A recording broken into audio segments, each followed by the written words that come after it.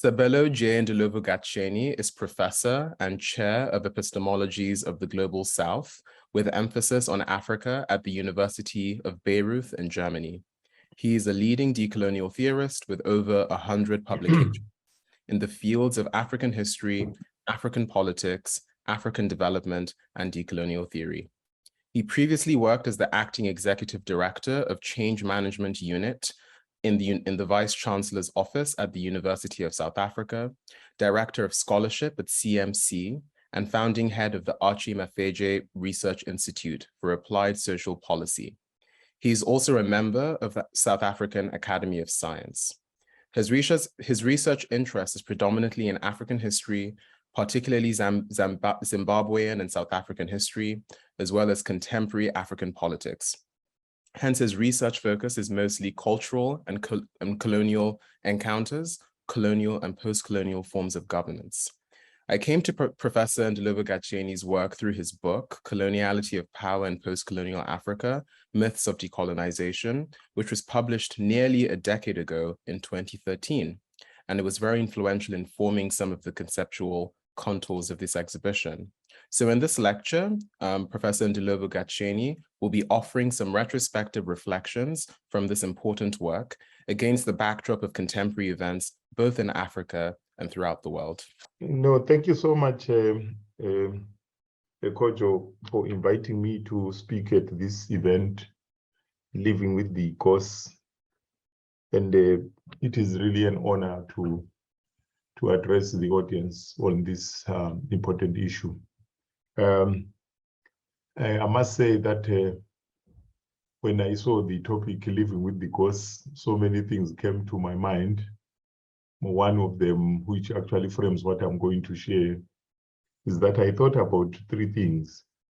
I thought about what are the ghosts which we're talking about, which really is, we need to identify the ghosts.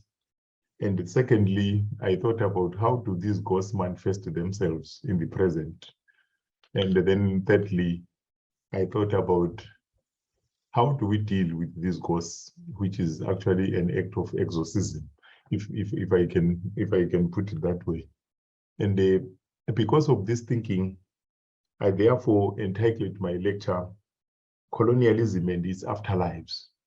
In other words, agreeing with the concept not that colonialism is really a ghost which continues to haunt us now, and in agreement with the work of Walter D. Mignolo, where he says colonialism is not over, but all over.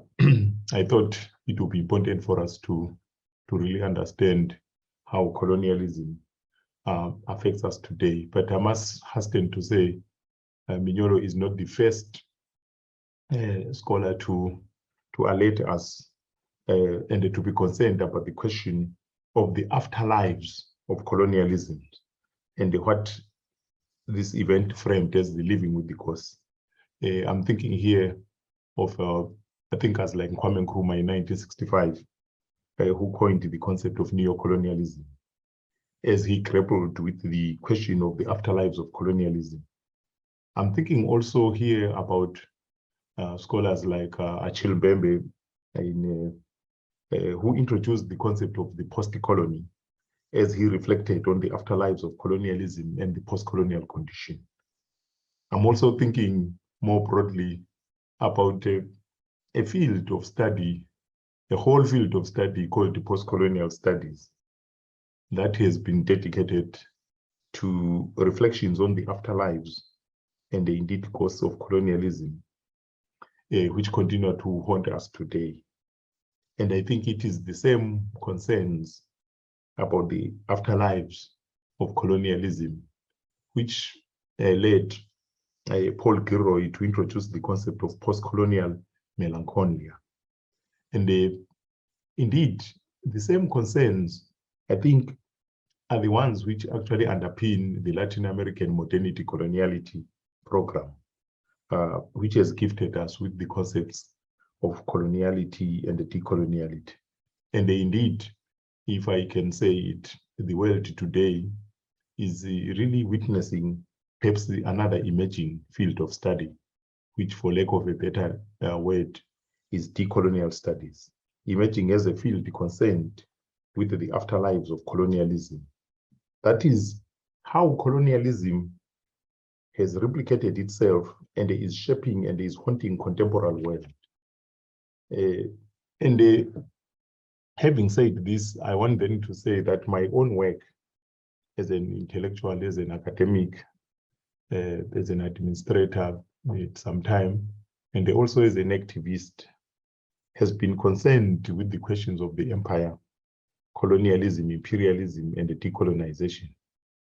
A concern which led me to understand, to seek to understand what I will call the continuities within discontinuities in the past, the present, and the future dialectics, and indeed entanglement of temporalities. And perhaps to remind those who read the work of Achille Mbembe that it was Achille Mbembe on the post-colony who defined the post-colony from the perspective of time. And I will quote him: "The time of African experience is neither a linear time nor a simple sequence in which each moment effaces, annuls, and replaces those that precede it, to the point where a single age exists within society. The time is not a series, but an interlocking present, past, and futures that retain their depth of other presents, past, and futures, each age bearing, altering, and maintaining the previous one." And when he turned to the African situation, he said, "The African social formations are not necessarily converging towards a single point, trend, or cycle. They harbor the possibility of a variety of trajectories, neither convergent nor divergent, but interlocked paradoxically." And to him, the way we understand the present, we must understand the present as the experience of time.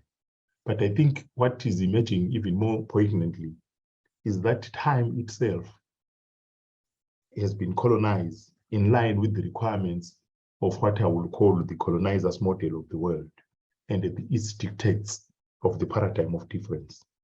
And I must say that it was from this vantage point of trying to understand the past, present, a future, a dialectic, and entanglement that I became concerned with another question, which is not a question of colonialism, but which is a question of the problematics of African liberation and the decolonization as a struggle gesturing towards an African future, albeit in a world, to use James Blount's words, a world framed by a colonizer's model, whereby the very earth as a planet was interpreted as something to be discovered, conquered, claimed, named, owned, and exploited by colonialists, with the other inhabitants subjected to genocide, enslavement, colonialism, racial capitalism, and heteropatriarchal sexism.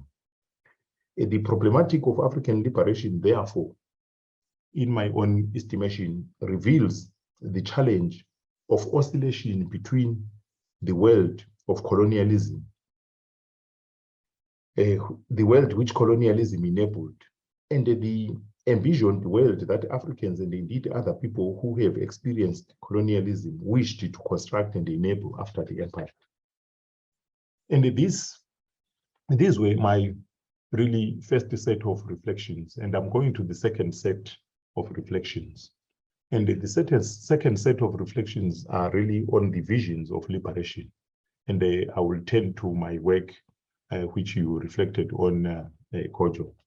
My books, especially Coloniality of Power in Post-Colonial Africa, Myth of Decolonization, first published in 2013 by Cotesria and reissued this year by Cotesria again, grappled with the pertinent question of African liberation and how decolonization became entrapped and disciplined by the forces of coloniality, draining it of its anti-systemic content and ending up making it lose its revolutionary trust. And in this work, I was informed by others who wrote before me, particularly Fanon, Fanon and others who wrote, who highlighted how a majority of African elites conspired with coloniality while continuing to use revolutionary slogans to mobilize the workers and the peasant behind them. And my critique, there's a time when I'm actually misunderstood, that my critique, I'm not generalizing in that critique and saying all the anti-colonial nationalist leaders were complicit in coloniality.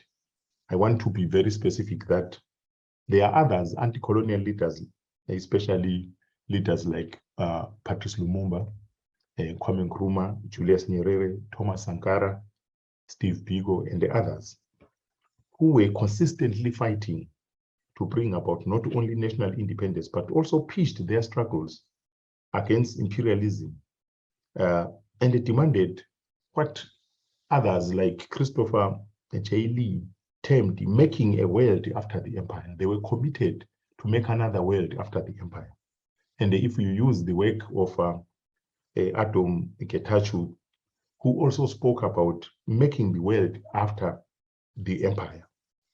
And it is Gatsheni who then informs us about the broadness of decolonization project as that of reordering the world that sought to create a domination-free and egalitarian international order. This means that these figures whom I've named, a few of them, they maintained a consistent anti-systemic decolonization, and they joined forces with others to build what Vijay Prashad termed the Third World Project. And today it will be called the Global South Project, which carries and embodies what Robin D. Kelly termed freedom dreams. And I think it is important for me to say that so that I'm not seen as just disparaging the decolonization project. And I must say that the signatures of this Third World Project or Global South Project, if you think historically, you can go back to the Bandung Conference of 1955. You can go back to the formation of the non-aligned movement in 1961. You can go back to the Afro-Asian Women's Conference in 1961 in Cairo. You can go back to the formation of the Organization of African Union in Unity in 1963. You can continue to the Tricontinental the Conference of 1966, where anti-colonial figures like Amilcar Cabral participated, and they indeed made serious contributions at that level, which was really the Global South stage. Anyway, and you can also see that what they were trying to do there, in my own estimation, they were trying really to, how do we counter the model which was created in accordance with colonialism? And particularly if you look at the demand for the new international economic order, which kicked in 1973, you will begin to see that they were indeed thinking about how do we reworld the world after the empire. And we must also look and that this Third World Project or Global South Project had its own key objectives, very expansive objectives. One was to continue the decolonization and the achievement of independence. Two, they also picked one of the key issues during the post-1945 period, a period where the world was divided into the Eastern Bloc and the Western Bloc. And they were saying for them, they want to stand for peace and justice within that world. And therefore, they were also another voice of reason against the arms race. And they were pushing the whole idea of disarmament. And you will find that during that period, they were also pushing the question of development as a human right. And they were pushing really, both internally and externally, the issue of unity and cooperation as a force, as a future. And indeed, what is even more interesting is their refusal to take orders from the colonialists anymore. They wanted to be themselves. They wanted to get a space for autonomous articulation of the world which they wanted to live. And they were also in the same spirit, refusing the issue of taking orders from either the Soviet-led world or the US-led world.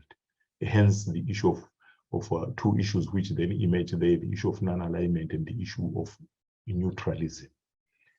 Issues which have come back to the fore in the present in relation to the war taking place in the Ukraine. So my simple critique of decolonization and my highlighting of its illusions and the myth of decolonization was not a dismissal, and I want that to that, but an emphasis on how it became trapped by the snares of colonial matrix of power, or how it became haunted by the ghosts of colonialism. So that, and I also in my work, I also highlighted how the attainment of state sovereignty did not translate into the sovereignty of the people. And I want here to also then highlight that when the horizon and the heaven of decolonization became attainment of state sovereignty, it was being hijacked by the elites in that process. So, having given this second set of reflections, I will go to the third set of reflections. And I agree with so many who think that decolonization is an unfinished project. So I'm critiquing it without throwing it away. I think it needs to be pursued even more vigorously now, because the ghost, which is colonialism, is still alive and kicking across the world. So I then come to a third set of reflections, which I think these ones will directly address the concept of the ghosts, living with the ghosts. And I want to start by saying one thing for certain which we need to clarify is what exactly is colonialism. I think it was Emi Asize who posed the question, what fundamentally is colonialism? It looks like a lot of people think they know what colonialism is, but I think the confusion which normally kicks in is to confuse colonization, which becomes a series of events, with colonialism as a system and a power structure.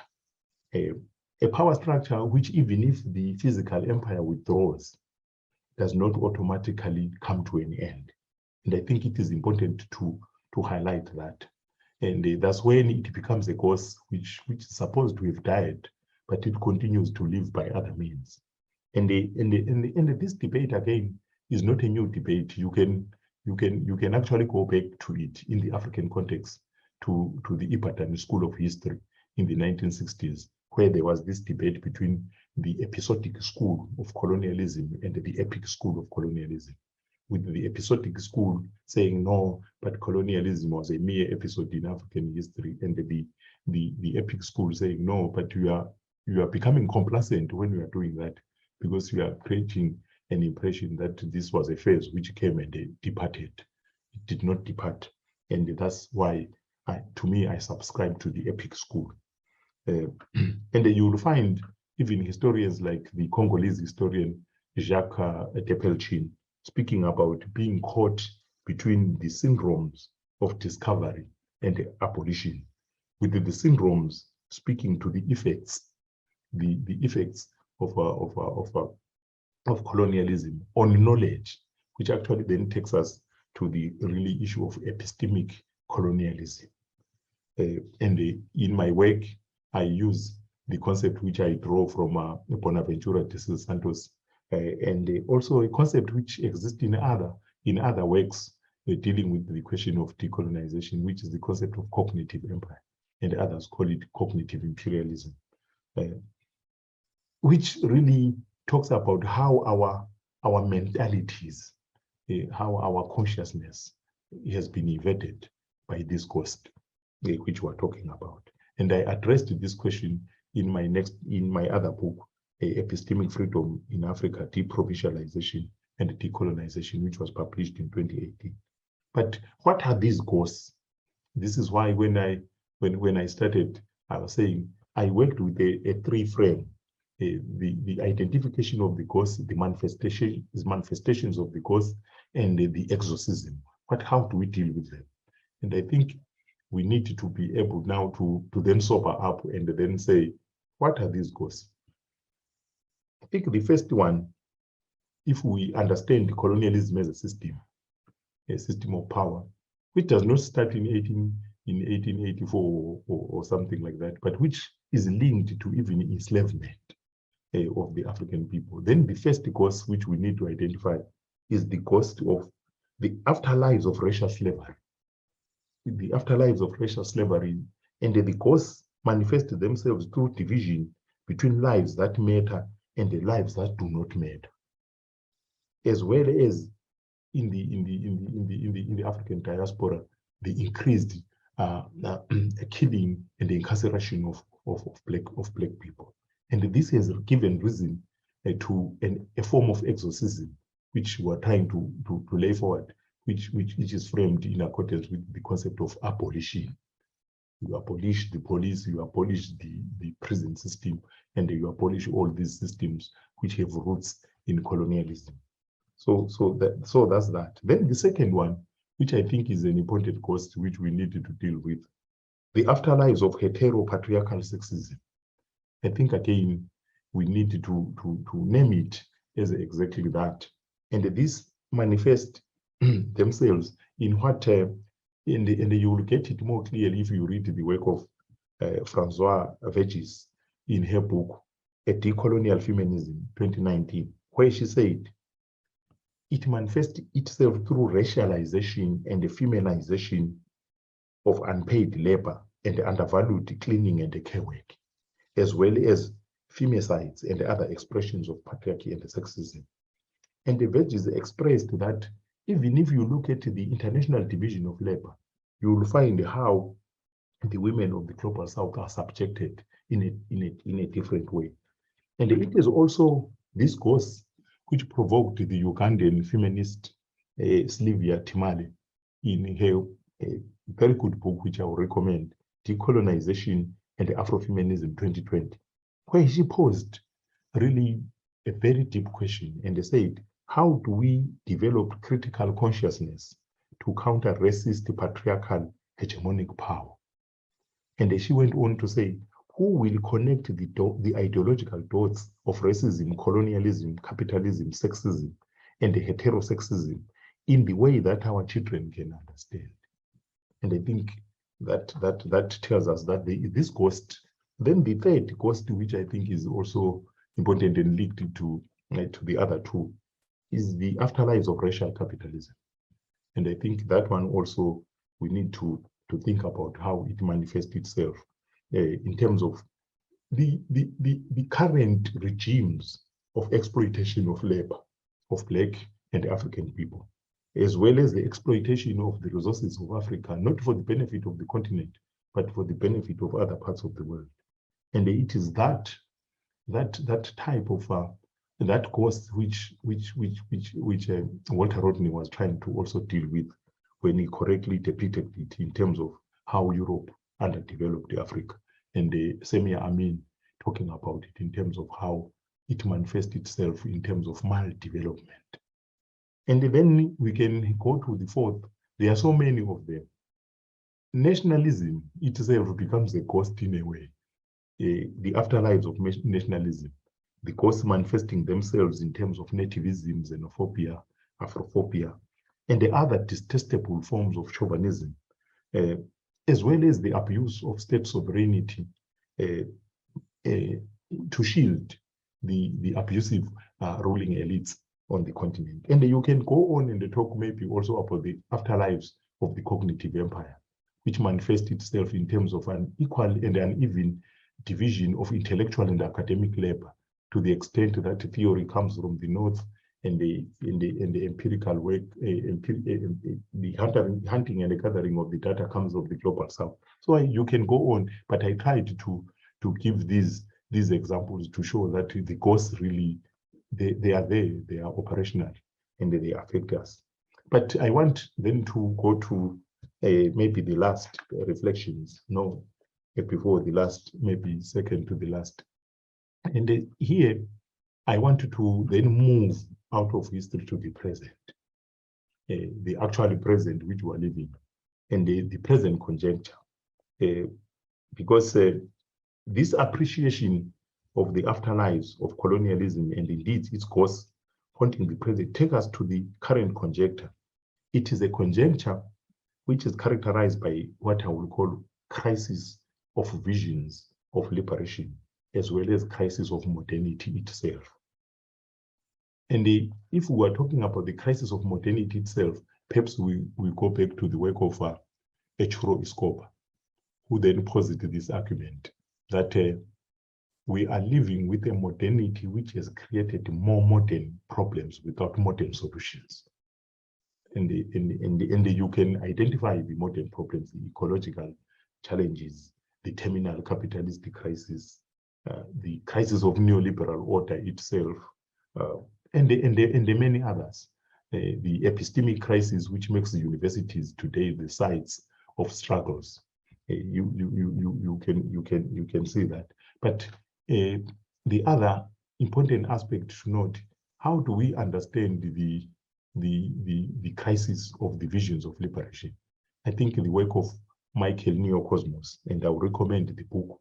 The book is entitled "Thinking Freedom in Africa Towards a Theory of Emancipatory Politics," and that's a publication of 2016, where he said, how are we to begin to think human emancipation in Africa today after the collapse of Marxism, of Marxist third world nationalist, as well as neoliberal visions of freedom? I think that captures really the problem which we're speaking about. And this problem, it talks really to an important issue, which is the loss of the future dimension at a planetary scale, in which Tony Frey coined the concept of defuturing, speaking to a futureless ontology in the context of loss of radical utopian visions. And within this context, what you will see that, and I will use the words of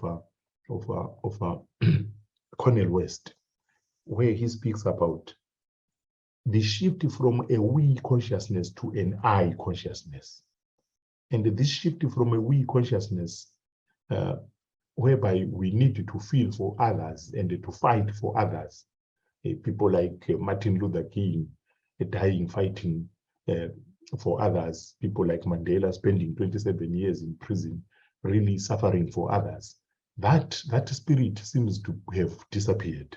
There is more of people about themselves, and this shift from we to I consciousness being also promoted by consumerism, and the consequence, you will get it from Louis Aragoten, who says, therefore, the thinking is about the immediacy, about the now. It's not about the long-term projection into the future. And perhaps it is this which leads us then to talk maybe about dystopia having outweighing utopia, if I can speak that way. And this set of reflections take me then to the conclusion of what I wanted to put forward today.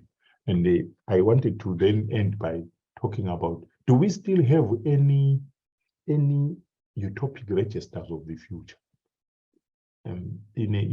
Now I've given a very gloomy picture about the crisis of the vision of liberation, as well as the crisis of modernity. But the question is still, we're still alive, and if we're still alive, it means we still have to have a hope about the future, and we still have to have these utopic registers of the future, which I'm thinking are really constituted by what Kelly calls freedom dreams, and the possibilities of rewilding the world into a better place for all of us to live. Do we still have those? And I think even Frantz Fanon was taking us in that direction when he was saying we need to turn over a new leaf, we need to develop new concepts. in other words, you need to dream anew, if I can put it that way. And if you go to the work of Bell Hooks, she put it very clearly, said, what we cannot imagine cannot come into being. In other words, we need to continue to imagine a better world than this one which we live in. And she went on almost sharing some ideas with Pepsi Capral, whereby he says, to be truly visionary, we have to root our imaginations in our concrete reality, while simultaneously imagining possibilities beyond the reality. And here you will find that this question of the future is actually preoccupying many, even African thinkers like Felwine Sarr, for instance, when he wrote this book, Afrotopia, in 2019, where she said, the world of tomorrow is in gestation within the world of today, and its signs are decipherable within the present. But he went on to introduce a concept which I think is an important concept, which is the concept of teleonomy. Teleonomy. And in that concept of teleonomy, he was speaking about the need for Africans to imagine based on their indigenous autonomous thinking. And he was saying there is really lack of that teleonomy. But I disagree. I think if the truth of the matter is to be told, Africans continue to dream. They continue to dream about freedom. And if anything, I think African history is overloaded with the utopic African registers of the future. If we can take concepts like African personality as part of utopic registers of the future, if we can take concept of Ethiopianism as utopic registers of the future, if we take Gaveism, negritude, African socialism, Pan-Africanism, then we have an overload, really. We have so much of the imaginations of the future which we want. But when Chinua Achebe was asked about, but Africans continuously produce these utopic registers, and they don't implement anything. And his response was one which was very interesting when he said, you have all heard about African personality, of African democracy, of African ways to socialism, of negritude, and so on. They are all props which we have. And they are all props which were fashioned at different times to help us get on our feet. And once we are up, we shall not need any of them. So I will find them to be really part of the attempt to exorcise this cost, the various costs which I identified and which are haunting the present. And these are the ones which were produced maybe 19th, 20th century. But there are some which are produced recently. Afrotopia is one of them, which we're trying to imagine the future. Afropolitanism, Achille Mbembe talks about Afropolitanism. Afrofuturism, which combines both the science fiction and the Pan-Africanism. And we had Professor Toyin Falola here at the University of Beirut speaking about Afrofuturism, and he gave really an expansive connection between Pan-Africanism and Afrofuturism. And you have, at the beginning of the millennium, when Thabo Mbeki was the president of South Africa, he went back and they brought to the fore the issue of African Renaissance as a utopic register of the future. And today, the whole world is captivated by decoloniality as a utopic register of the future. And there are some who really think in the economic sense, and they are thinking about Afro-capitalism as a utopic register of the future. So there is really a search of the future. And if you read the work of Ngugi wa Thiong'o, he also introduced the concept of globaletics as another way to try to capture. And if you link this with what Bell Hooks was saying, that what you don't imagine, nothing will come will come for. So it's important that we continue to imagine. And then if you also go to the work of Chimamanda Adichie, and she brings us this other utopic register of saying we must all be feminist if we want this world to be habitable by both men and women and all other forms of sexualities. And to me, it shows that the registers are there.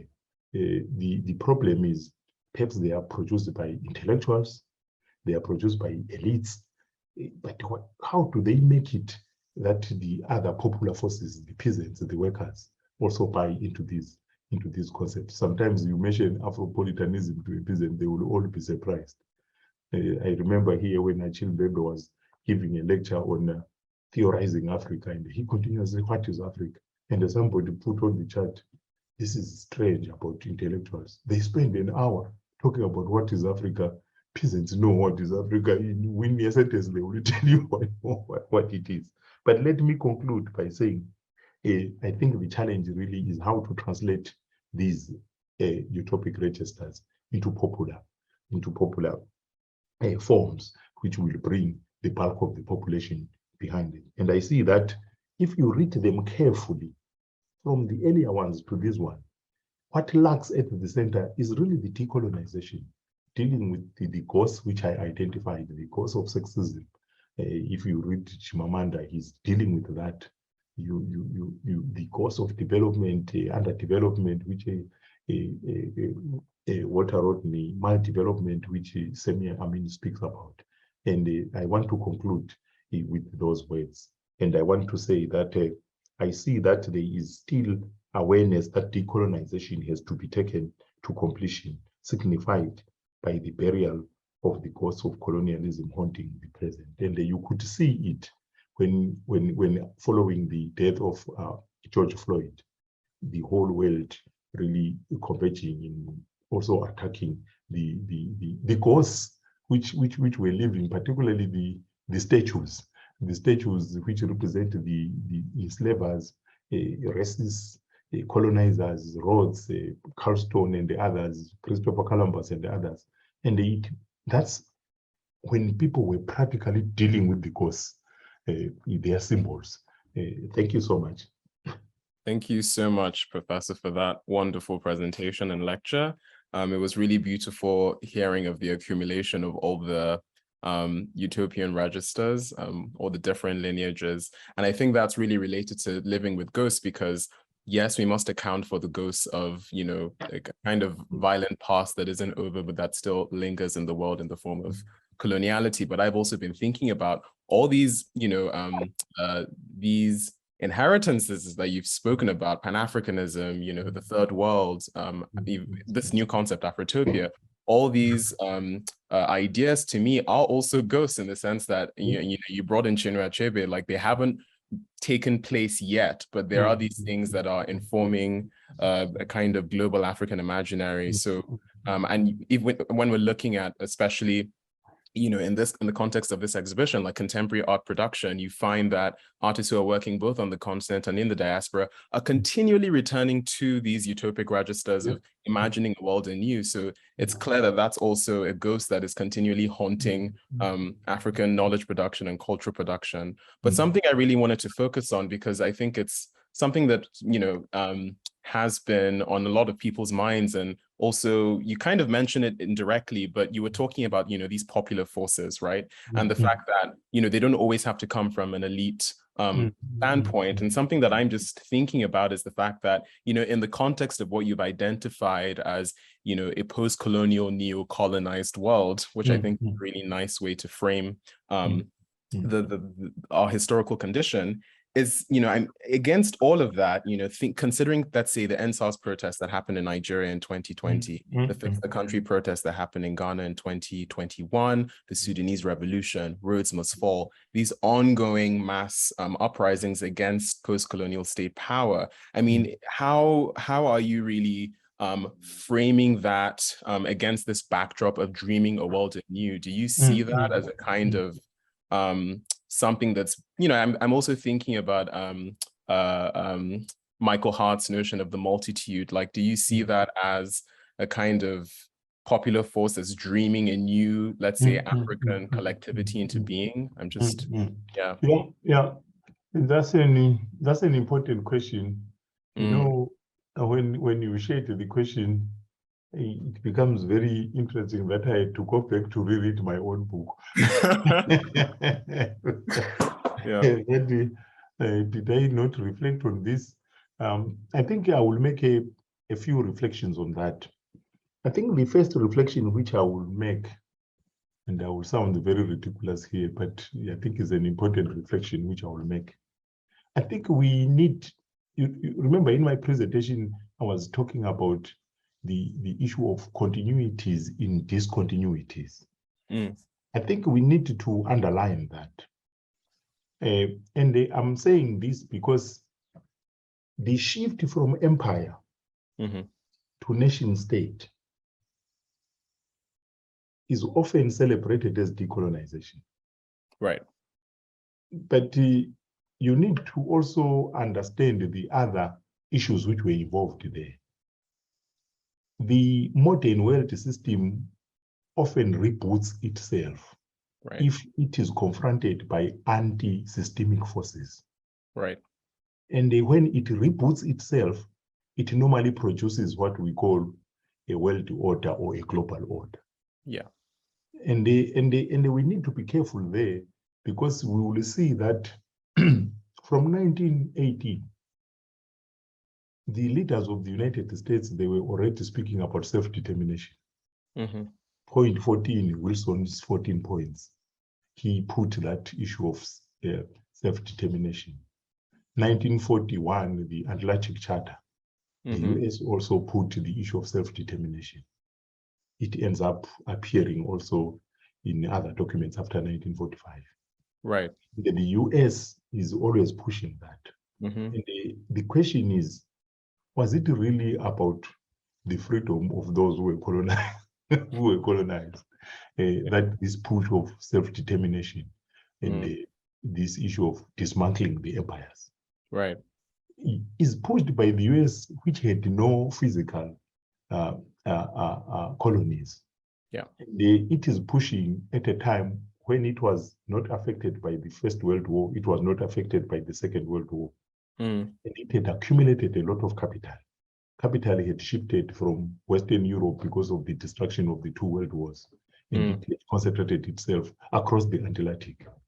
And then the power which emerges as a superpower, the other side, and the other one which emerges from the East, the Soviet Union, they are both present themselves as advocates of, right, of self-determination. And the question is, why were they doing that? Well, the US is very clear. With this capital which we've accumulated ahead of Europe, which has been killing itself through these wars. And the issue is, but this Europe, particularly Britain, is still having colonies. It can trade with these colonies. France can trade with its own colonies. And this also creates sort of a monopoly when it comes to international trade. And the US was saying dismantle the empire so that the US capital can also march across the world. Right. So that issue needs to be understood, because it then puts a question mark on the post-colonial new world order. Right. That really, was it not the same system rebooting itself, reorganizing itself from empire using modern nation states? And that, I will put it that way as one reflection. Then the second one is, it is only during that time also that you then see that decolonization becomes increasingly redefined in very narrow terms. Yeah. That the heaven of decolonization is attainment of state sovereignty. And once it becomes like that, we have seen now with hindsight that but state sovereignty is not sovereignty of the people. Yeah. If anything, it is a few elites who then benefit from that. And if indeed by the time of the so-called Arab Spring, and the others, which takes place from is it to 2011 onwards, people are beginning to really rethink this issue of, but the state sovereignty is not our sovereignty. And this is why you see the challenge to the state, because over the 1960s, 1970s, the state still continues to create the impression that it is in the service of the people. And the elites create the impression that they're in the service of the people. But increasingly, on the ground, the reality is that they are looting, they are corrupt, they are doing other things. They are actually in codes with international capital, and they have redefined the state into what Frederick Cooper calls the gatekeeper state, where they collect the rents, or the rentier state, as some call it. And the people are observing all that they are becoming richer and richer, they are becoming poorer and poorer. And it was going to me, it was almost determined that people were going to rise one day against, and realizing that this state is becoming another ghost. It's becoming another ghost. And the last set of reflection on that question is also that what we see in people on the ground, and when they try to really mobilize themselves against the state, which was supposed to be a people's state. The major problem about fighting a post-colonial state, in quotation marks, there is no manual to go to. There is no encyclopedia. One of our politicians in Zimbabwe said how difficult it is to fight against the Mugabe state. He said there is no manual, and there's no fanon to read. When we are talking about fighting against this, so you need to really because it was meant to be a people state, which failed to be a people state. And this links very well with my other broader arguments about the illusions and the myth of decolonization. That they turned decolonization into a myth and into an illusion. And you can see them every year, perhaps maybe for Ethiopia, but even Ethiopia celebrates its victory against the Italians in the Ottawa 1896 Ottawa Battle. So it is the elites inviting the workers and the peasants to come and celebrate them that independence was good, but the peasants and the workers have nothing to show for it in most of the time. And then I find these other movements which are happening now, it is now the people really trying to say, but we're aware of what we are trying to do, and we are trying to capture the sovereignty of the people. And perhaps it is this type of thinking which makes you maybe today see in Zimbabwe a new formation called the CCC, whereby they are trying to ground politics in the people, not in the elites. But again, the formula and the practicalities of doing that, you will do exactly like the Zapatista, that we will think while doing. So this is what I see, and what I see is the attempt to reconstitute politics itself. So that this reconstitution of politics itself, where should power lie? With the people, or in Africa nowadays it's easy to speak about voters. Not citizen voters, you are voters. And when you are reduced to voters, that's a vulgarity in itself. You can't just be a voter every 5 years. They're invited to vote for the same people who are refusing to leave power, and they are not accountable. And sure. Right. I mean, thank you for clarifying that, because I think that also, I mean, we're running out of time, but that links into the second question I was going to ask you, because you mentioned Michael Neocosmos during your lecture, and I know he wrote this. I don't know if it's in the Thinking Freedom in Africa, but in one of his books, he talked about this, this kind of paradox in anti-colonial liberation. There's both that they both contained statist and anti-statist tendencies that they could really never resolve, and it's something that I've been thinking about as well, because especially in the aftermath of all these mass events that I just mentioned, there is this unease between kind of in a sense, maybe not assimilating into, but definitely engaging with or playing by the rules of the post-colonial state apparatus, getting into politics, organizing, working with voters, as you just mentioned.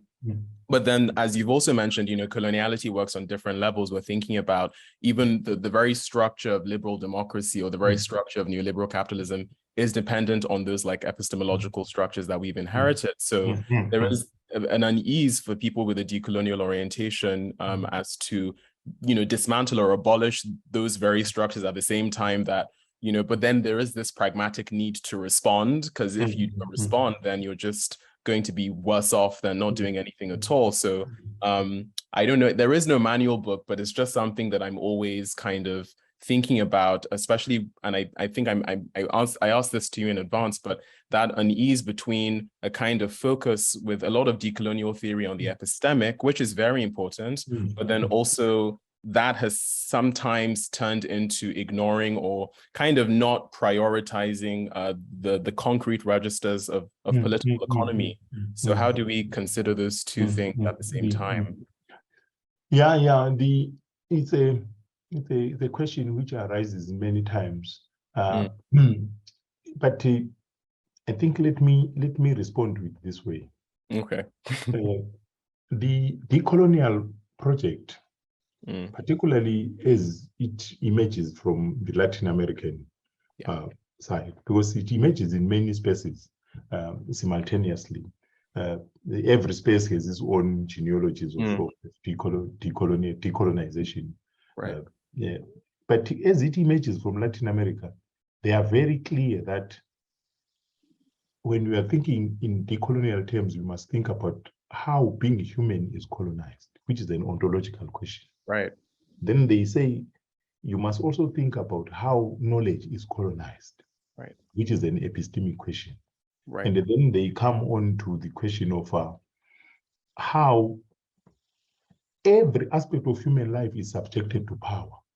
Yeah. And they proceed with the scholars like Maria Lugones, right, coloniality of gender, yeah, which is picked as I put forward by Francois Vegis and others.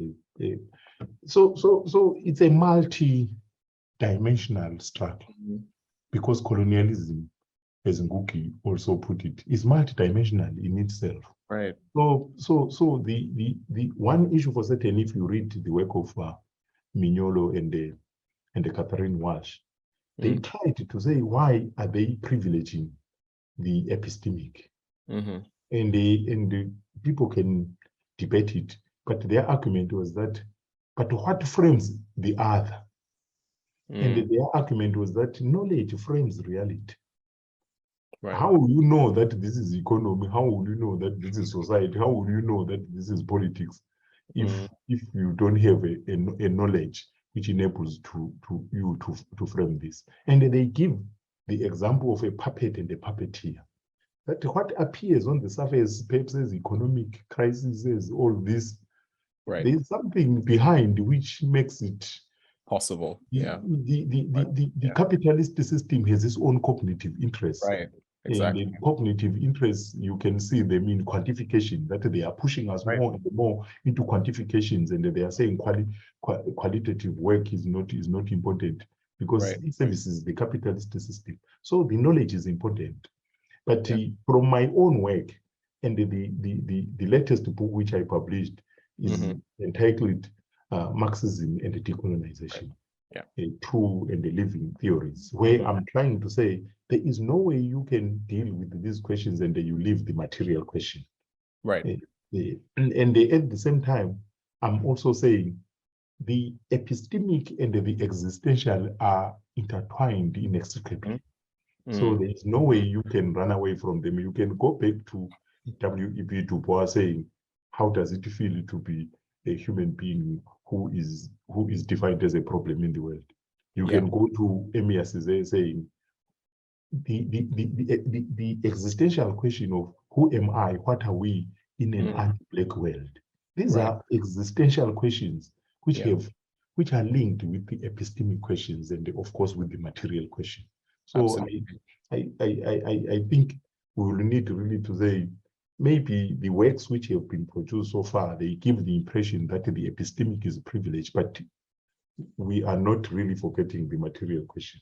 Right, The right. material question Yeah. is always as Thank you. important as other questions. And in my own book on epistemic freedom, I said we need to sequence, not to abandon, to sequence. Where do we start? We start with what? Right. I even went on in my other book on 2020 to say, but even if you think, if you're a Christian, you think from a biblical point of view, why did God to put a tree of knowledge at the center of the garden? Because the story is that when they ate the fruit, they then realized that they were naked. Before that, they could not. Which means knowledge really frames all these things. It makes us see the issues in even the material exploitative forms and the regimes. We will see them better once we really change our consciousness and we begin to view the world in a particular way. And the book Wathiongo puts it very clearly, saying if we are thinking about decolonization, we must coldly and consciously think about how imperialism has been, what imperialism is doing to us in the universe and in relation with other selves. And I think that's the depth we can go really to say we take into account all these other aspects, including the relation, the ecologies, our relations with the other selves, and the other selves being trees, water, animals, and the others. Right, right. Sure. Thank you. Thank you for that brilliant response. Well, thank you for your lecture and thank you for the questions.